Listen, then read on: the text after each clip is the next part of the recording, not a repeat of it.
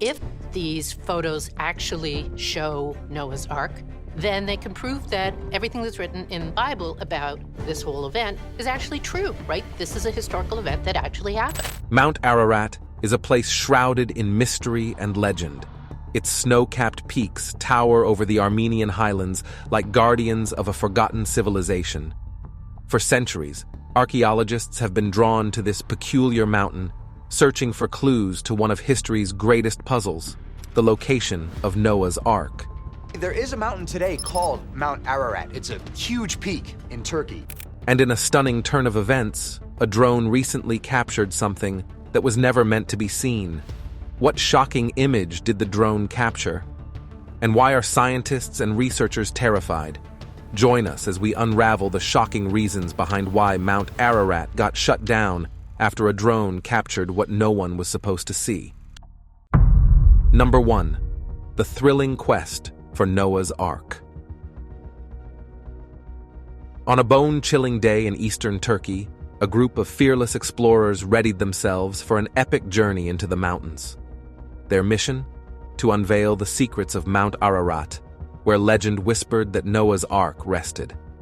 At the helm was Dr. Fatih Ahmed Yüksel, an archaeologist whose childhood fascination with the biblical tale fueled his lifelong quest. With a team comprising skilled researchers, daring climbers, and technical wizards, Yüksel armed them with innovative gear, from advanced cameras to ground-penetrating radar.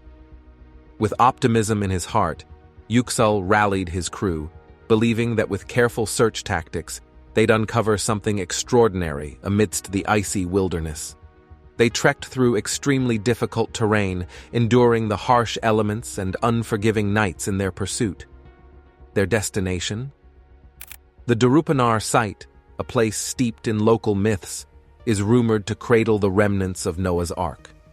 Amidst the snow-capped peaks, researcher Andrew Jones spotted a peculiar shape that drew their attention. Rushing to investigate, they beheld a sight that ignited their hopes. Massive timbers, arranged with precision, peeking from beneath the snow. Excitement pulsated through the team as their ground-penetrating radar unveiled a large structure buried beneath the surface, echoing the dimensions described in ancient texts.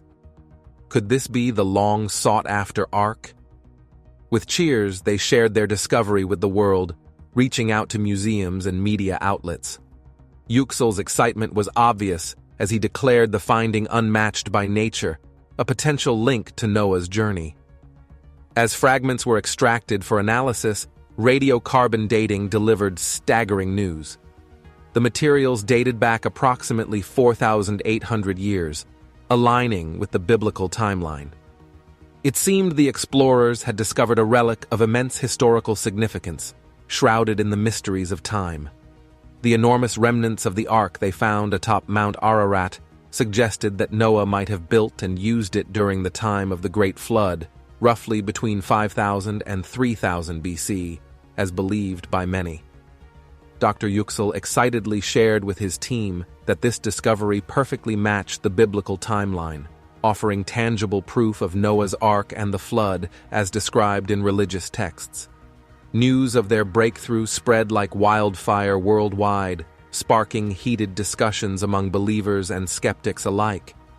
While some hailed the finding as validation of biblical accounts, others, like evolutionary biologist Dr. William Denvers, remained cautious, emphasizing the need for more concrete evidence.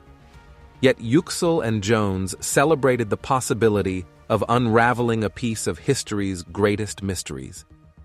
Further examination of the ancient artifacts recovered from Mount Ararat hinted at the likelihood of them being part of the legendary Ark. Despite the excitement, the explorers kept the exact location of their discovery under wraps, continuing their meticulous analyses. Their goal was to unveil more revelations that could potentially reshape our understanding of biblical history forever. The announcement of a potential Noah's Ark discovery on Mount Ararat ignited a passionate debate, leaving the world eagerly awaiting conclusive evidence that could settle disputes and rewrite history. Number 2. The Battle of Belief. When Dr. Yüksel and Andrew Jones made their big announcement about possibly finding Noah's Ark remains on Mount Ararat, it immediately stole the spotlight in news outlets worldwide. While many believers hailed it as tangible proof of ancient biblical events, skeptics in the scientific community raised their eyebrows. A heated debate erupted among various experts, Bible scholars, archaeologists, geologists, historians, and evolutionary scientists, each pondering the significance of the discovery. Dr. Raymond Johns, an enthusiastic biblical scholar from Yale Divinity School, voiced his astonishment, suggesting that the finding could validate long-held beliefs about biblical tales like Noah's flood. This sentiment echoed across Christian communities, where pastors seized upon the discovery as evidence of their faith. However, not everyone was convinced. Skeptical geologists, like Professor Martin Stokes from UC Berkeley, argued that the Earth's geological history doesn't align with a global flood of biblical proportions. They cautioned against jumping to conclusions based solely on the discovery of an old boat structure. Some scientists even went so far as to accuse the explorers of fabricating or exaggerating their findings for fame and fortune rather than relying on rigorous scientific methods. Meanwhile, Islamic clerics in Turkey had their own take, suggesting that the search for Noah's Ark on Mount Ararat overlooked other potential sites mentioned in religious texts. One angry imam emphasized the importance of honoring religious teachings rather than pursuing what he deemed foolish searches. He mentioned that these supposed discoveries wouldn't change the minds of their faithful followers who already know where the real shrine is. Even leading evolutionary scientists joined the conversation. Dr. Melanie Chang, a renowned fossil scientist, shared on social media that finding one strange wooden structure on a mountain doesn't disprove centuries of evolutionary science built on fossil records and DNA evidence. The debate heated up online as both sides exchanged evidence and arguments, often talking past each other. Geology professors questioned the reliability of dating the ancient wood, while defenders of the Bible accused scientists of being afraid to challenge the theory of evolution. Some scientists called for independent reviews of the methods used, while believers demanded that the truth of their faith not be suppressed. After much back and forth, Dr. Yüksel agreed to take neutral evaluators to the secret site to inspect the Ark remains firsthand. The world eagerly awaited the results. Had Dr. Yüksel truly achieved the impossible and discovered Noah's Ark frozen atop Mount Ararat? Or was it all a clever hoax about to be exposed? Caught in the middle was Dr. Alice Ung, a historian torn between her personal beliefs and her professional duty. Like many, she struggled with uncertainty, unsure whether to hope for the controversial discovery to be proven or debunked. As the debate raged on, the Ark remains underwent analysis in top-secret laboratories, with the world eagerly awaiting each new detail. Some argued that no evidence would ever be enough to sway the opposition, while others called for careful consideration before concluding. Yet, the majority of people watched with curiosity, wondering if these puzzling artifacts could reshape religious beliefs, scientific theories, and our understanding of human history. Until final confirmation came, the debate continued to rage. The revelation that radiocarbon dating placed the massive wooden structure on Mount Ararat around the same time as Noah's Ark, according to biblical accounts, shocked religious believers and sparked arguments with skeptical scientists. It's a fascinating journey to see how they might reach a consensus. Number 3. A groundbreaking discovery that rewrote history. When Dr. Yüksel and Andrew Jones unveiled their astounding find, a massive wooden structure resembling Noah's Ark, the world was captivated. This discovery had the potential to reshape history and religious beliefs, but both religious and scientific communities needed solid proof before accepting it. The first crucial step was subjecting carefully collected fragments of the ancient wooden beams and other organic materials to radiocarbon dating in certified laboratories. This thorough analysis aimed to determine the age of the components by examining levels of residual carbon-14 isotopes with unprecedented accuracy. After an anxious wait, the lab results were revealed, causing waves worldwide. The carbon decay signatures within the organic samples indicated an astonishing age of approximately 4,800 years. In simpler terms, the weathered timbers dated back to around 2,800 BC, with a margin of error spanning a few generations. During an intense televised interview, Yüksel solemnly revealed the significance of these findings. The dated timbers predated even the oldest known structures, aligning remarkably with the timeline of the flood described in Scripture, believed to have occurred between 5,000 and 3,000 BC. This alignment strongly suggested that the wreckage found on Mount Ararat could indeed have been constructed and sealed by Noah himself during the traditional period associated with the Great Flood cataclysm. Biblical scholars were shocked by the implications of these findings. Dr. William Jennings, a respected Old Testament professor, affirmed that if the carbon measurements were accurate, the organic remains undoubtedly placed the origins of the structure within the narrow window mentioned in Genesis for the occurrence of a worldwide disaster. The alignment between the laboratory findings and biblical accounts was nothing short of astounding. In the wake of Dr. Jennings's reaction, theologians hurried to scrutinize Genesis passages detailing Noah's Ark dimensions and materials. As the lab findings gained traction among religious communities, questions arose. Could this scientifically backed discovery mean that biblical stories, including the Great Flood, were factual records rather than mere metaphors? Pastors worldwide passionately reinforced to their congregations that scientific evidence, particularly carbon dating, now supported the historical accuracy of their scriptural teachings. However, not everyone was convinced. Some skeptical scientists raised concerns about the dating methodology and conclusions. The lead geologist, who initially dismissed the findings on Mount Ararat, demanded further proof to ensure sample integrity. He argued that establishing precise carbon decay curves over millennia was more of an art than a science and called for a review of the entire analysis process.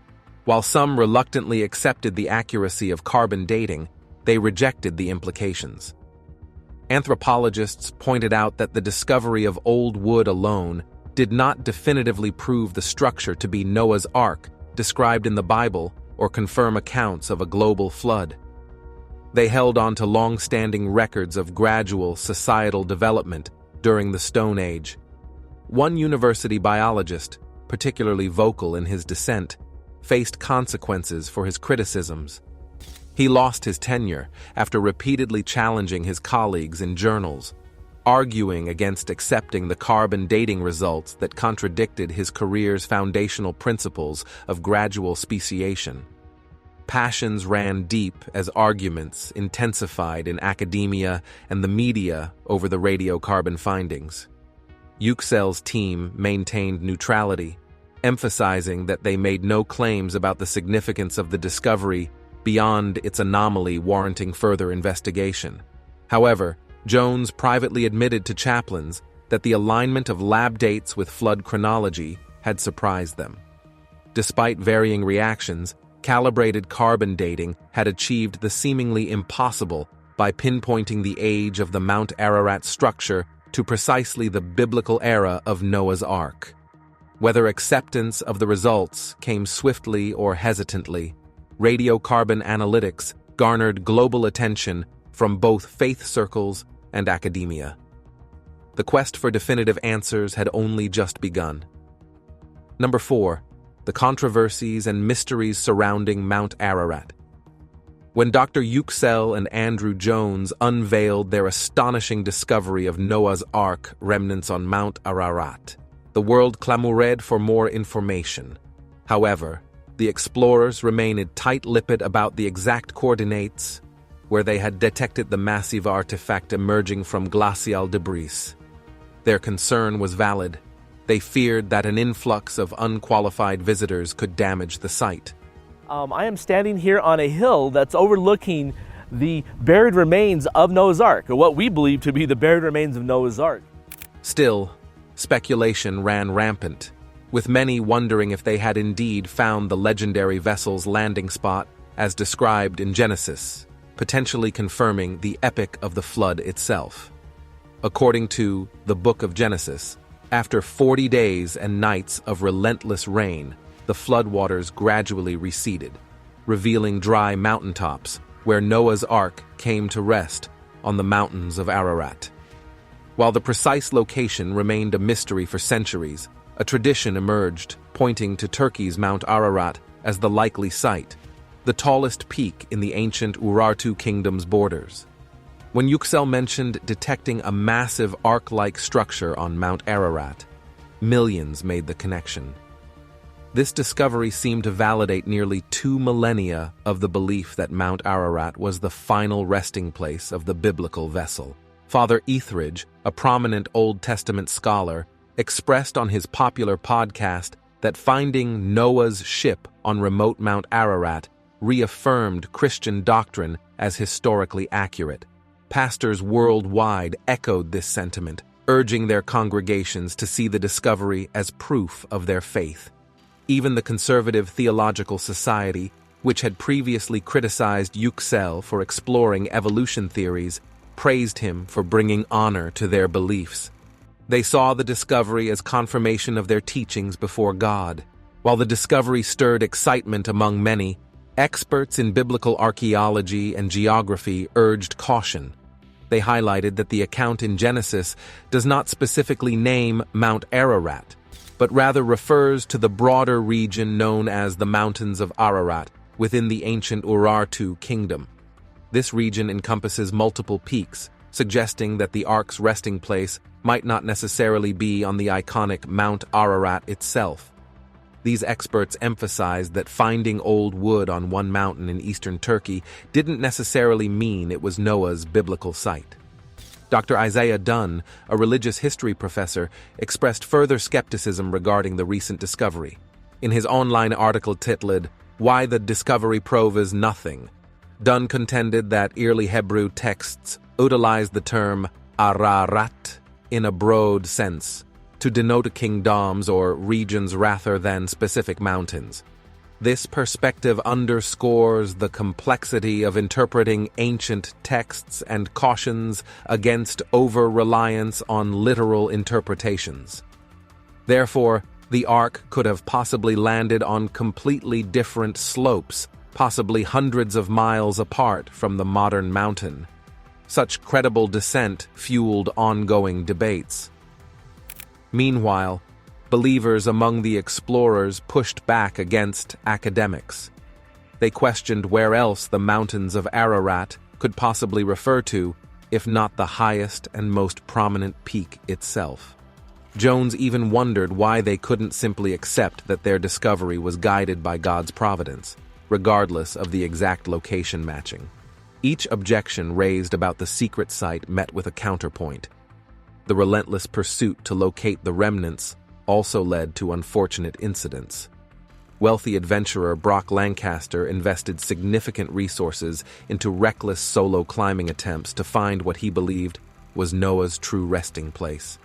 However, he mysteriously disappeared mid-expedition, leaving behind only his abandoned gear and human remains. This tragic outcome only added to Mount Ararat's notorious reputation. Throughout it all, Dr. Yüksel's team remained steadfast in their decision not to freely disclose their site coordinates. Yüksel assured that they would guide dedicated researchers there when the time was right. For now, further scientific study is crucial before risking contamination. As debates raged about assumptions regarding the location, the place where a seemingly man-made relic matching Genesis details lay frozen remained confidential, a secret protected from future revelation. The story of Noah and the Ark, where God warns the righteous Noah of plans to flood the corrupt world, gives rise to an enduring saga of belief versus doubt. This narrative has resonated through several major religious faiths for millennia. It's a story worth exploring. Number 5. a timeless tale of divine intervention. The tale of Noah's Ark is one of the most captivating stories that spans across numerous major religions: Judaism, Christianity, and Islam. For centuries, the gripping narrative of the Great Flood that engulfed the earth and Noah's divine mission to build a massive vessel of salvation has sparked imaginations and stirred profound questions. The earliest record of Noah's watery adventure can be found in the book of Genesis in the Hebrew Bible. According to the biblical tale, God was deeply troubled by the widespread immorality and corruption of humanity during that time. People had turned away from their Creator, disregarding ethical principles and treating each other poorly. Amidst this chaos, God decided to cleanse the world through a cataclysmic flood, a decision that still resonates emotionally today. However, amidst the wickedness, one man, Noah, was found to be righteous and blameless in the eyes of God. When God revealed his plan for the flood to Noah, he instructed him to construct a massive boat to save himself, his family, and pairs of every kind of living creature. We could see the scope and the size of Noah's Ark. Noah diligently followed God's instructions, building a 3-level wooden ark that was 300 cubits long, 50 cubits wide, and 30 cubits high. In modern measurements, the ark is estimated to have been approximately 437 feet long, 73 feet wide, and 44 feet high. Noah faced the daunting task of constructing this colossal vessel using only the materials and technology available to him centuries before the advanced shipbuilding techniques of ancient Egypt. In the Genesis story, God gave Noah incredibly detailed instructions on how to build what essentially became the world's first floating zoo. The ark was to be 3 stories tall, with rows of rooms dedicated to different creatures, beasts on the bottom level, humans in the middle, and birds on top. It was to be completely sealed inside and out with pitch to ensure it was waterproof. A narrow 18-inch opening was to run around the perimeter of the top deck, with a large door set into the side. Despite the seemingly impossible task, Noah remained steadfast in his faith. He believed that if God commanded him to build such a challenging structure in anticipation of an impending flood, then there must be a way. Noah gathered his 3 sons, Shem, Ham, and Japhet, their wives, and his own wife, and gave them instructions to gather materials and begin construction. There are more beasts yet to come. Japheth, help them find their way. Ham, Shem, load hay and grain. Wife, thou and the daughters, put oil into the lamps. According to scripture, the enormous project took around 100 years to complete. Amidst Noah's relentless dedication to the monumental task of constructing the ark, he and his family faced relentless ridicule from skeptical neighbors. These doubters scoffed at the idea of a global flood, unable to reconcile the concept with their understanding of the world. In their view, the absence of any record of rainfall since the creation account rendered Noah's endeavor absurd. The prevailing disbelief only added to the weight of Noah's mission, as he persevered against both physical and societal challenges to fulfill what he believed to be a divine mandate. However, Noah remained undiscouraged, continuing the work until God signaled it was time to begin loading the ark with creatures of every kind through its side entrance. 7 days after Noah, his family, and the animals were safely inside, the floodgates opened. Torrential rain poured from the sky, and colossal subterranean reservoirs burst open, sending towering jets of water shooting into the atmosphere. For 40 terrifying days and nights, the rain continued relentlessly. Eventually, even the tallest mountains were submerged under almost 30 feet of water, wiping out all life on land. The vast expanse of the earth had transformed into a vast sea, leaving the newly constructed ark as the only sanctuary for a small group of humans and animals. For 5 long months, Noah, his family, and the creatures endured the relentless storm until finally the violent winds subsided and the waters began to retreat. Eventually, the ark came to rest atop one of the peaks in the Ararat mountain range situated between modern-day Turkey and Armenia. As the passengers emerged from the ark, they found themselves as the forebears of humanity, tasked with repopulating the earth. In Islamic tradition, Noah, known as Nuh, is highly revered and often referred to as the second Adam. According to the Quran, Nuh lived for another 350 years after the flood. The Quran shares a narrative similar to that of Genesis, with a few differences, such as the duration of time spent aboard the ark. Throughout history, Allah has sent prophets and messengers to guide humanity, with Muhammad being the last of around 25 mentioned in the Quran. Among them is Prophet Nuh, who was tasked with guiding his people away from idol worship. Despite preaching for 950 years, his people persisted in disbelief. In response, Allah instructed Nuh to build an ark. Despite facing mockery, Nuh remained steadfast, eventually boarding the ark with his family, believers, and pairs of animals, showcasing the importance of faith in Allah's guidance. The disbelievers were puzzled by the unfolding events. Interestingly, among them were the eldest son of the Prophet and one of his wives, who chose to remain with the disbelievers, believing they could find refuge if necessary. As everyone boarded the ark, Allah unleashed a deluge unlike any seen before, with rain pouring down relentlessly. The waves surged higher than mountains, engulfing all the disbelievers. In the Quran, Allah recounts how Prophet Nuh pleaded for his son, only to be admonished by Allah. Realizing his mistake, Nuh sought forgiveness for questioning Allah's decree, which Allah graciously granted. Finally, when the flood subsided, the ark found its resting place, and the believers, along with the animals, disembarked, marking the end of a harrowing yet miraculous journey. The holy texts of Judaism, Christianity, and Islam all recount the story of Prophet Nuh, or Noah, emphasizing his unwavering faith and obedience to God's command.